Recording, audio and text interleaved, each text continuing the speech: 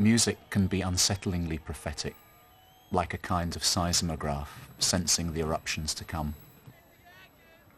At the very end of the 19th century, Europe was wriggling uneasily out of its old skin and changing into something new, more complex, and much more dangerous. At a time where all the old certainties of empire and the fixed social order were crumbling, so music was leaving home. It was abandoning tonality, seemingly forever.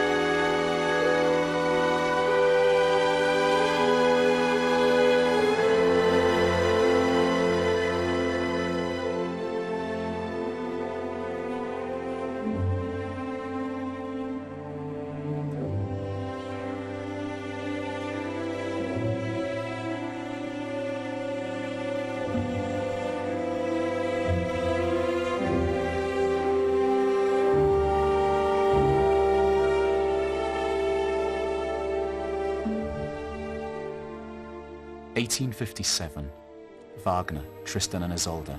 How was it that this chord and this release was to be a picture for everything to come?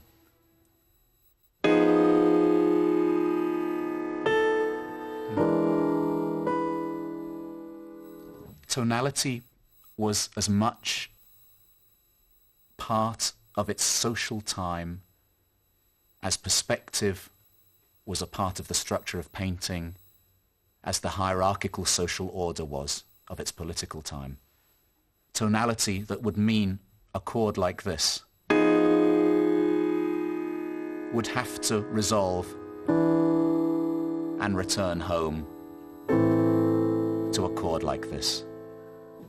With Tristan and Isolde, it was to be changed forever, and we were to be adrift on a sea of indefinite tonality. An opera that starts floating in the air, quivering into being, reaching a point of pain and not resolving, except into a kind of uncertain release. After Tristan and Isolde, music was to be changed forever.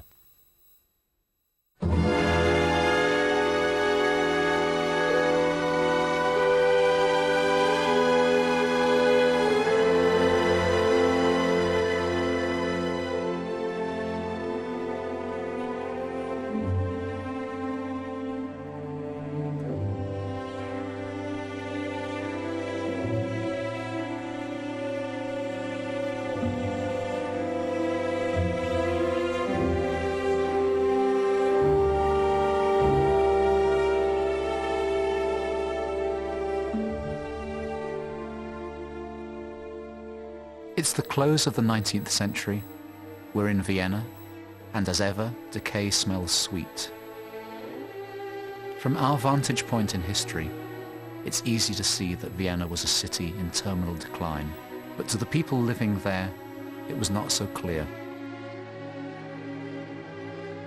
It's hard to imagine also what a ferment of intellectual and artistic ideas were going on in Vienna at this time. Vienna was then, and remains to this day, the most conservative city in Europe.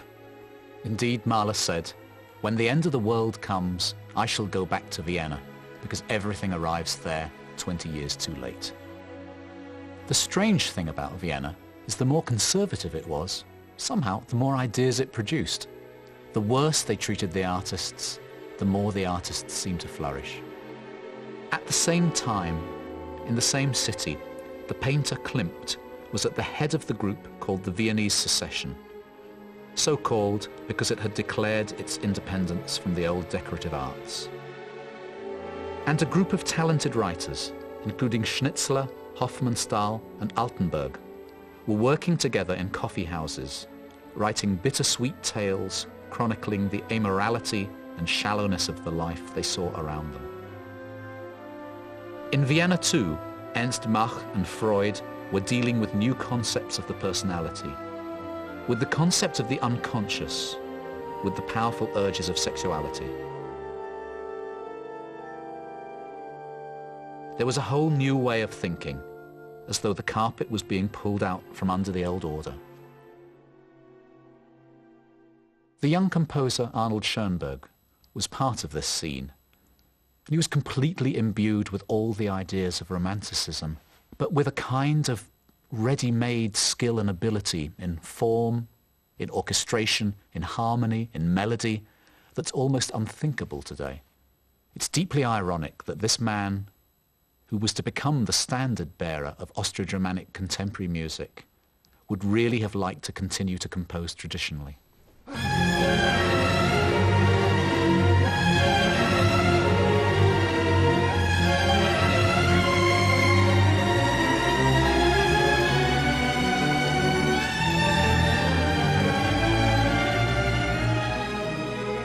However, Schoenberg felt himself pulled, as if by some gigantic centrifugal force towards progress.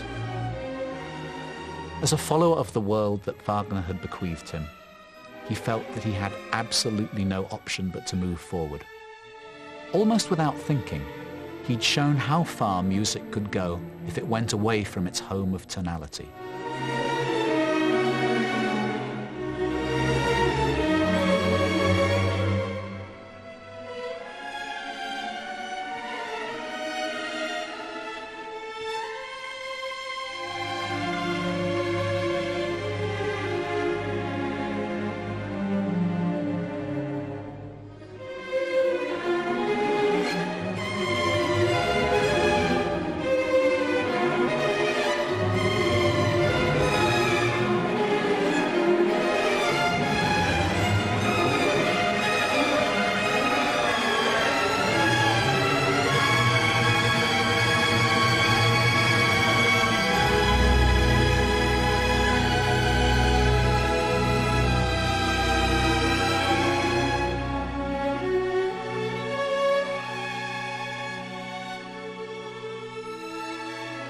When he wrote Transfigured Night, it was put in for a competition.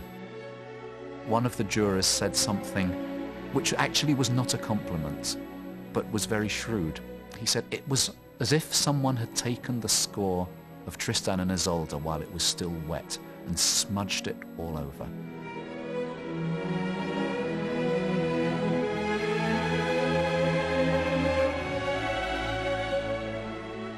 Transfigured Night begins in the characteristic home of D minor, the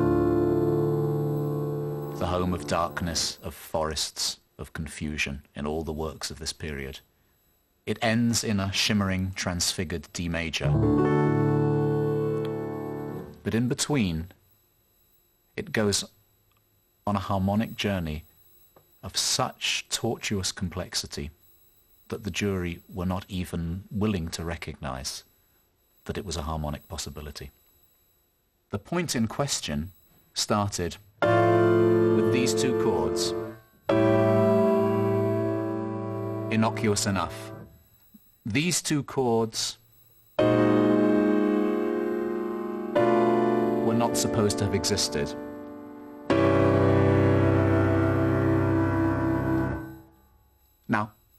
They seem no great problem to us today, but in fact, in the whole piece, you can hear tonality stretching so much that it is actually out of shape.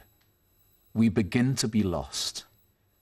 For composers like Schoenberg, Webern, Berg, the idea of moving away from tonality was not destroying some time-honored law, but it was a way of moving forward, and it was a way of a new type of strength.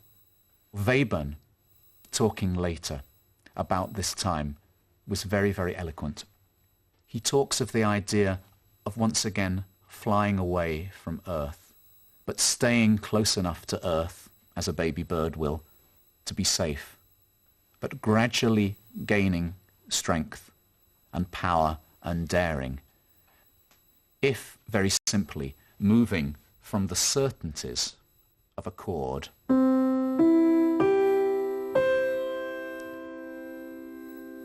and the certainties of a scale like C major, which seems so simple, so natural to us, we move to a world where there's not a hierarchy between tones, where there's not the home bass, the dominant, back to the home bass, but where all 12 tones are equal, a kind of democratic musical order. We're then in the 20th century.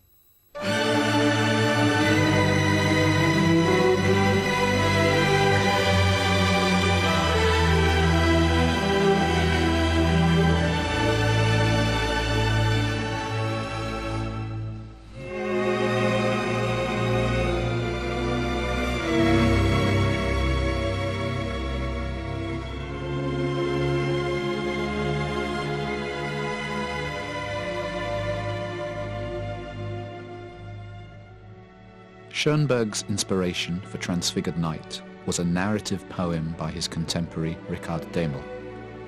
It's typical of its time in its fevered expressionist intensity. A woman is alone in a forest. She's pregnant. She meets her lover and tells him that she's carrying a baby which is not his. And in true romantic fashion, the tension is released in the man's acceptance of this, saying that this child in your womb will become transfigured, and it will become the child of our love by this miracle.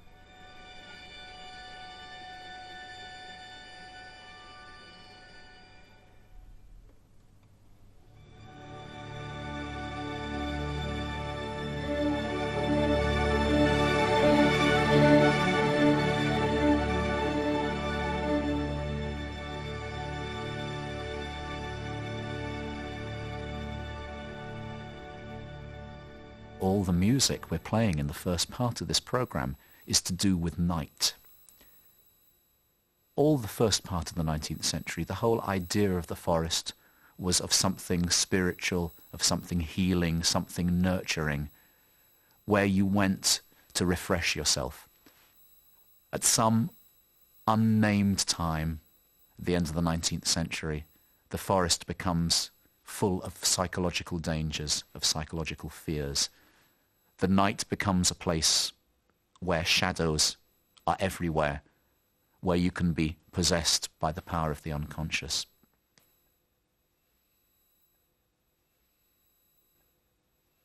One of the loyalist supporters of Schoenberg and his radical experiments was Gustav Mahler. It's very obvious now, looking back, that Mahler is an absolutely central figure, not only to Vienna, but to all of classical music in this century. He was not only a transitional figure, he was also an enabler, an inspirer in all the art forms around him. His music is both full of a profound nostalgia for the past and an intense modernity of outlook. Mahler's Seventh Symphony again is a piece of the night. It's a journey through the night to a garish, provisional, dangerous day. Now the very central movement of this, the third movement, is marked Schattenhaft, which is shadowy. And it's a nightmare.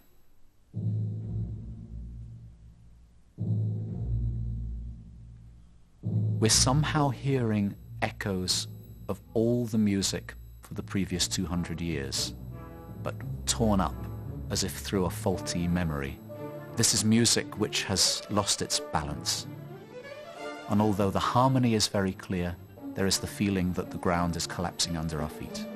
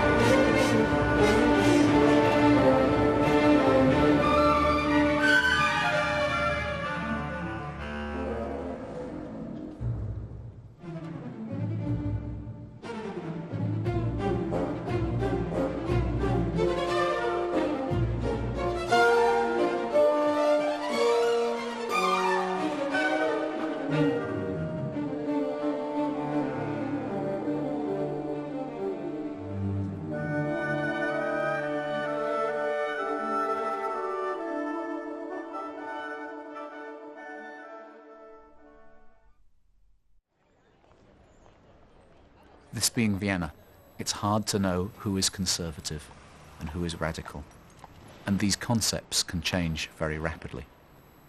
Once again, we don't know exactly where we are. When the architect Adolf Loos said, in almost a prayer, "Please shake us out of our complacency and comfort," he could have had nothing more apt in mind than Strauss's Elektra. It is still one of the most disturbing pieces ever written. It could not have been written by a person who was a profound philosopher. It had to be written by a person who was pragmatic, who was opportunist, and who could reflect clearly what was going on around him, almost without thinking. It's a reactive piece rather than a thoughtful piece. And one of the great themes of this time was the crazy woman. Now, this is not just a misogynistic idea, but another reflection of the strength of the unconscious. In Elektra, we see a psychotic, dangerous woman who wants to pull everything into herself, the image of the all-destroying, all-devouring harpy. Clytemnestra has murdered her husband Agamemnon, who is the father of Elektra. The opera is concerning Elektra's revenge. When we see Clytemnestra, she is in an almost drug-crazed panic. She is having the archetypal nightmare of turn-of-the-century Vienna, but taken to an extreme and taken to a kind of close-up that is still uncomfortable to watch. Es ist kein Wort. Es ist kein Schmerz. Es drückt mich nicht. Es berührt mich nicht. Nichts ist es. Nicht einmal ein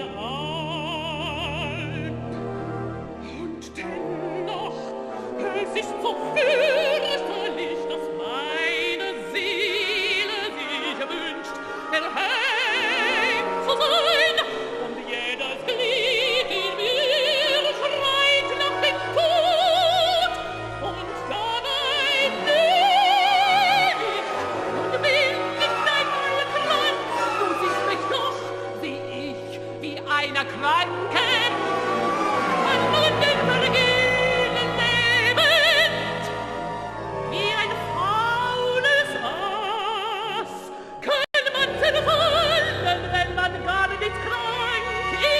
Zerfallen, wachen sind wie ein Kleid, zerfressen von den Motten.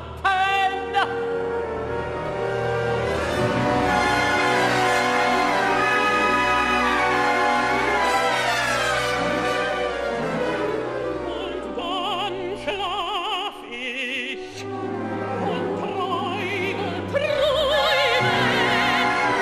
dass ich wieder in die große Lust und komm da wieder auf und nicht in den zehnten Teil den Hofe und den Gott gelaufen.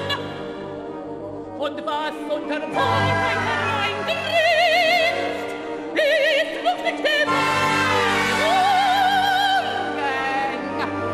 Nein, ist noch die Kachel vor der Tür, die gerechte Sucht, die in den von meinem Schlaf belauert.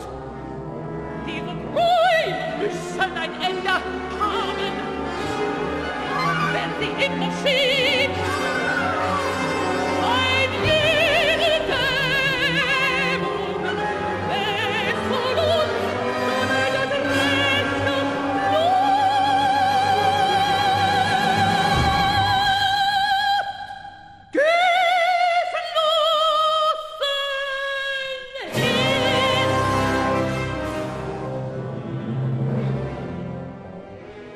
Strauss, in his brilliant, instinctive way, had blazed a path for a whole new school of music. Almost without thinking, he'd shown how far music could go if it went away from its home of tonality. Elektra must have seemed very radical at the time, and maybe it was obvious to Strauss what a frightening and lonely place this outer space of free tonality was. He was never to return to it, and it was left to Arnold Schoenberg, the reluctant revolutionary, to go even further, to be even more radical, but also to give some sense of order and foundation to this strange new world. When we come to Schoenberg's 5 pieces for orchestra, we're in a sea of indefinite tonality. The first of them is called Premonitions, and it always gives me the feeling of being in a kind of musical haunted house in which all the images coming at you are from paintings by Egon Schiele. Already all the trademarks of the new music are there, just as in Schiele's work. The angular lines and great wide leaps, the stretchings, and the sudden feeling of obsessive repetitions. Most alarming of all, even in the time of Freud, is the sense that this music has erupted fully grown, straight from the composer's subconscious. And it's a dangerous nightmare world.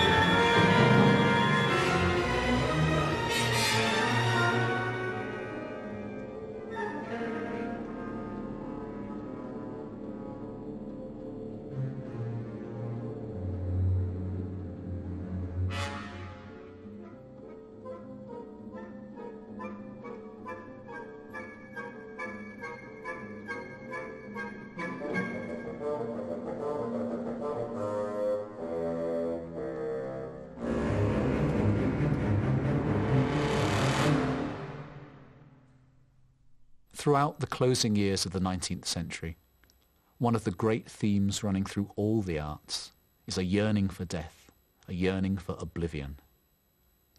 Schoenberg's Remembrance is doing the same thing as Tristan and Isolde, but it's doing it from the other side of a psychological ocean.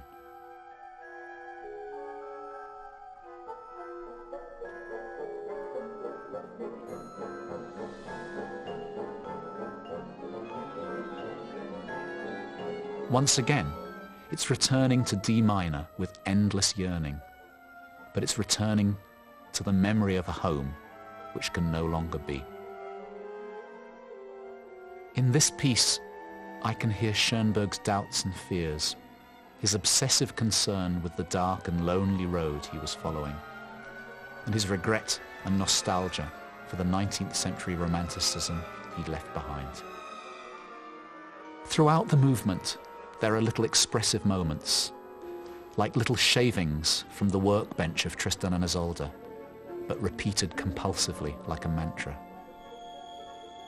What I find particularly touching is the way that, at the end of the movement, all these things have been combined, like a kind of treasured but jumbled and torn up memory you might grasp at on the edge of sight and feeling, but which has in truth already vanished forever.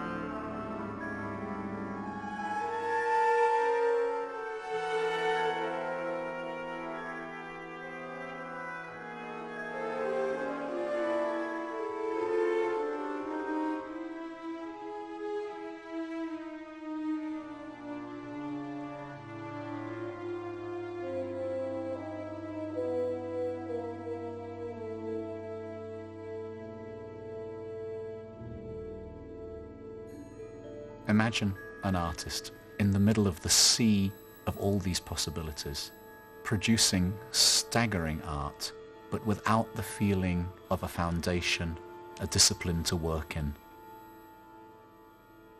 It was left again to Schoenberg to try to find a way to replace tonality, to replace harmony, to try to find some frame in which people could work.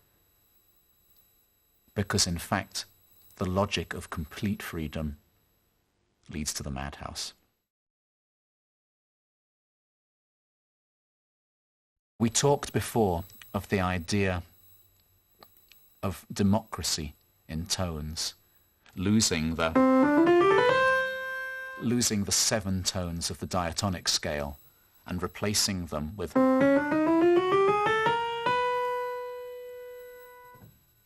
Schoenberg realized that there had to be some way to manipulate these notes which would give an inherent structure to the piece. So if one was to take these notes at random, these 12 notes, and reorder them, for instance,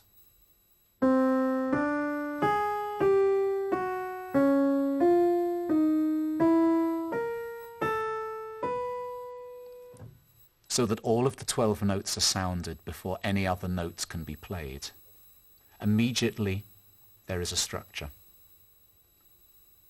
Now, to start off with, this seemed like a very onerous burden, this tone row. But as Webern said, this wasn't a problem. It was actually salvation for them. If you take away harmony, you take away the ear's reference points. It becomes more and more difficult to write music that lasts any time at all. And to start off with, composers like Webern found that once they had played the 12 notes, what else was there to do? It was like a perfect little gem hung in the air. What else was there to do? The row I played before actually comes from the 4th of his 5 pieces for orchestra. This was, up to that time, still the shortest piece of classical music that had ever been written. It is exactly 19 seconds. The row is played only 3 times. But once again, these notes, which were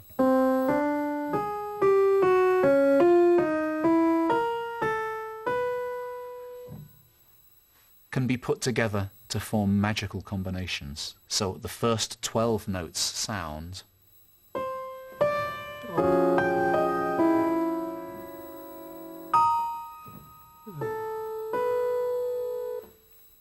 and this is essentially whisper music. It's like a Japanese haiku, where there are only a certain number of syllables possible, but with which you can express profound truths. In the music of Webern, with all its simplicity, economy, and crystalline perfection, one's not only talking about the events that we hear, it's the spaces between the notes that have almost as much expression as the notes themselves.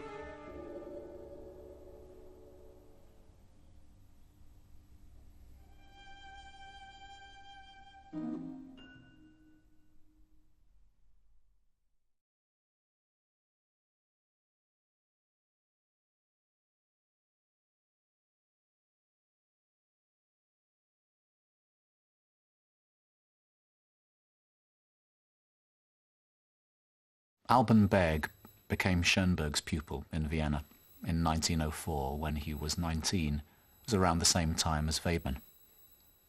Both of them followed Schoenberg through all his journeys and explorations, and in every sense he was to them teacher and mentor and inspiration.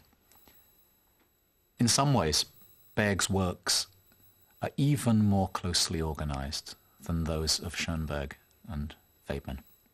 He has proved to be really the humanizing force in this music.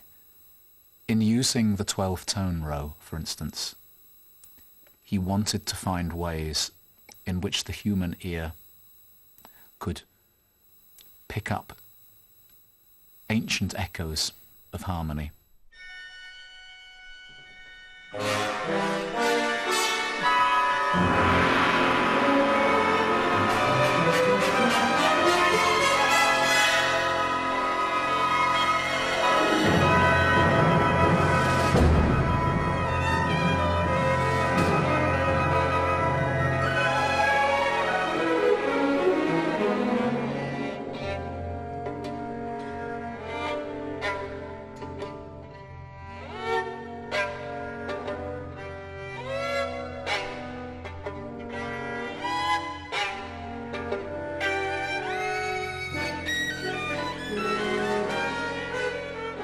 Manon Gropius, the daughter of Mahler's widow Alma Mahler and the architect Walter Gropius, died at a tragically early age. Berg adored her and was shattered by the news. He decided to write a violin concerto in memory of an angel. In writing the piece, Berg more than ever wanted to communicate the depth of his feeling. And to do this, he provided the 12-tone system with a romantic face. Now, choosing the order of 12 notes was always a very personal thing. And he chose these 12 notes.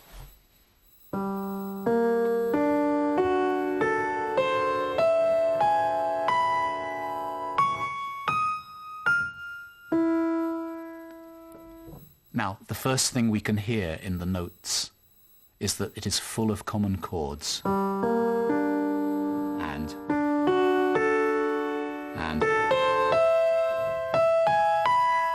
major and minor chords full of bittersweetness. And at the end there's a little tail, which is two things. It's a tritone, three whole tones together, what was called in medieval times diabolus in musica, the devil in music. But it is also the first three notes of Bach's chorale, It is enough, Lord, if it be thy will, a great memorial chorale.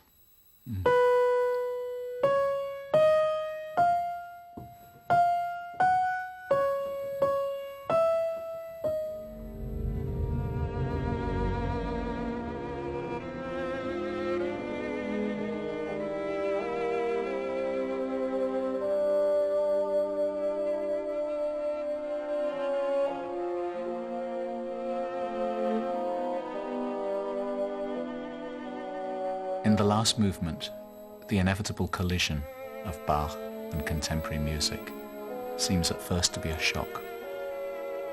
But very quickly, we come to realize that in fact this is a timeless music, and it becomes full of poignancy and wonder.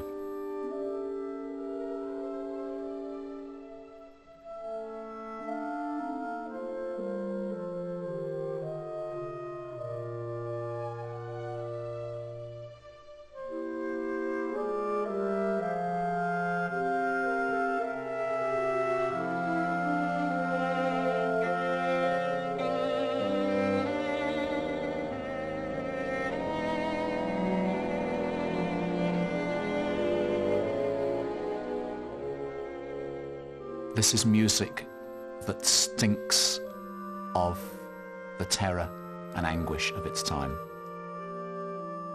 Berg was not only writing a requiem for a young woman that he loved dearly, but in a deeper sense, a requiem for a culture which was disappearing around him, the culture that had given him birth.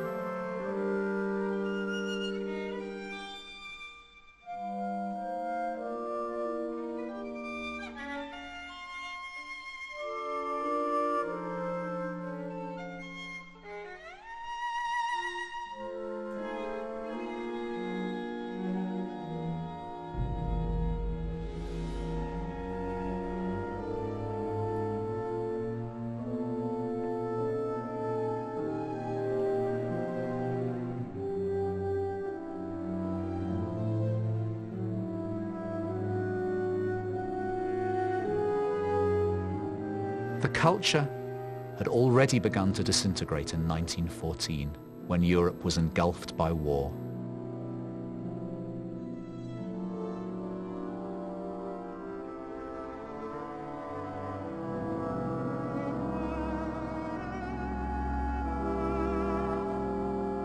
In 1916, the last vestiges of the old world disappeared with the death of Franz Joseph, Emperor of Austria-Hungary.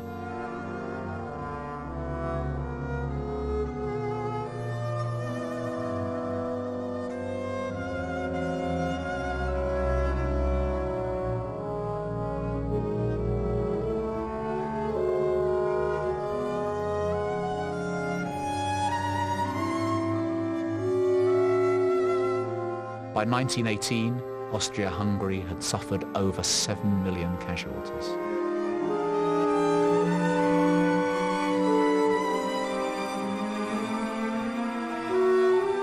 The shock wave of this cataclysm continued into the 1920s, with revolution and civil unrest.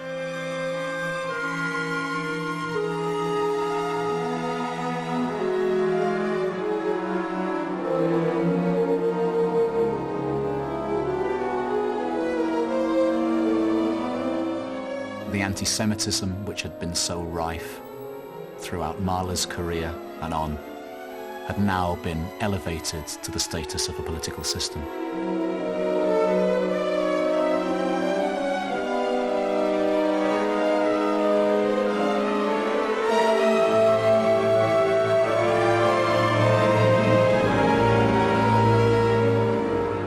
In February 1933, just 4 weeks after Hitler became Chancellor of Germany, Berg went to Munich to judge a music competition. It was carnival time, and he wrote to his wife these two sentences. "The whole town and all its inhabitants are quite drowned in carnival din, masks and confetti. And on top of that, the news of the Reichstag fire. Dancing on a volcano.